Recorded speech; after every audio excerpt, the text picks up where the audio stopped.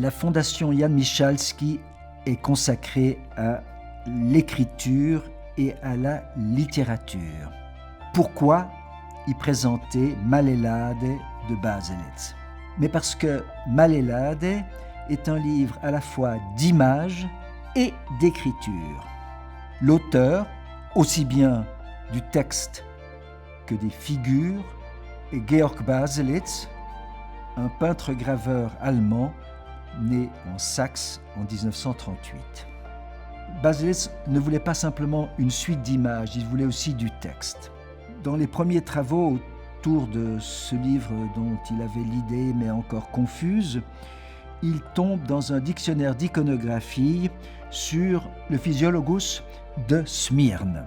Ce Philologus que l'on pourrait traduire par le naturaliste en français, met en somme en scène à la fois des principes religieux, des principes moraux, des textes sacrés et parfois des commentaires sur la nature des animaux qui y sont représentés ou qui y sont appelés. Alors, qu'est-ce que Baselitz va faire devant ce modèle ? Eh bien, il recourt à son répertoire habituel, aux motifs qu'il a toujours appréciés et toujours remis en scène, à savoir des animaux et parfois des êtres humains, que ce soit le portrait de sa femme ou son propre portrait, ou parfois encore une autre figure. Malelade est un mot valise. On y entend à la fois le verbe allemand malen, c'est-à-dire peindre, on y perçoit le vieil adjectif malade que les Allemands du XVIIe, XVIIIe siècle utilisaient pour dénoter un état de mal-être, et le mot lade qui est le coffre.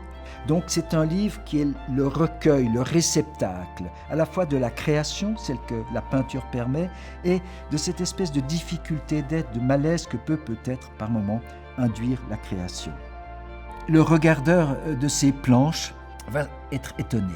Baselitz montre tout tête en bas. C'est ce qu'on appelle le renversement, dit Umkehrung. Mais ce n'est pas tourné après coup. Tout de suite, Baselitz invente les choses tête en bas. Pourquoi ? C'est pour déconnecter le sujet, c'est-à-dire le motif, du tableau, afin de faire du tableau quelque chose qui soit un ensemble purement plastique, un fait plastique, presque abstrait. Et d'autre part, pour redonner aux regardeurs que nous sommes tous le besoin de rejoindre ces images et d'en faire réellement des partenaires d'imaginaire, de désir, de réflexion et peut-être d'étonnement.